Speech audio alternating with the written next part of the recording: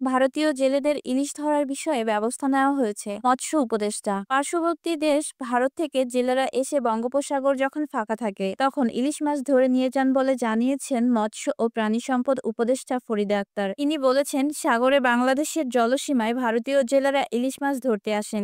বিষয়টি জানার পরপরই কোস্টগার্ডকে নির্দেশ দেওয়া হয়েছে ব্যবস্থা নেওয়ার জন্য এবং ইতিমধ্যে ব্যবস্থা নেওয়া হয়েছে। বুধবার দুপুরে সাভারের প্রাণী সম্পদ গবেষণা ইনস্টিটিউটে বিএলআরআইএ বার্ষিক গবেষণা পর্যালোচনা ও কর্মশালার উদ্বোধন শেষে সাংবাদিকদের সঙ্গে আলাপকালে তিনি একথা বলেন।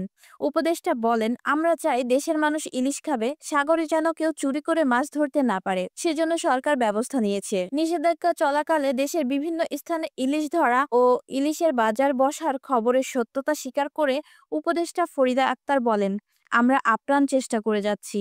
একাধিক স্থানে জেলেদের হামলার শিকার হতে হয়েছে আইন প্রয়োগকারী সংস্থার সদস্যদের। এছাড়া সীমাবদ্ধতার কারণে আমরা সকল জেলেদের জন্য পর্যাপ্ত চালের ব্যবস্থা করতে পারিনি। সবাই সভাপতিত্ব করেন প্রাণী সম্পদ গবেষণা ইনস্টিটিউটের বিএলআরআই মহাপরিচালক শাকিলা ফারুক। আরও উপস্থিত ছিলেন মৎস্য ও প্রাণী সম্পদ মন্ত্রণালয়ের সচিব আবু তাহের মোহাম্মদ জাহের, পশু সম্পদ অধিদপ্তরের মহাপরিচালক আবু সুফিয়ান প্রমুখ। কর্মশালায় বক্তব্যকালে উপদেষ্টা বলেন, গবেষণা কাজে প্রান্তিক মানুষের কথা এবং গ্রামের মহিলাদের কথা ভাবতে হবে।